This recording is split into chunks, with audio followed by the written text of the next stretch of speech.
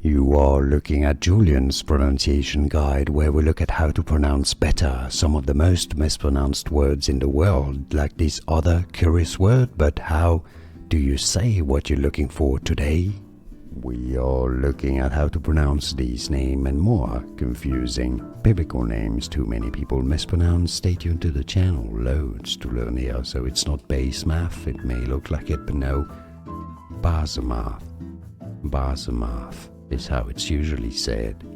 And now you know. More videos for you here to learn more correct pronunciations. Thanks for watching.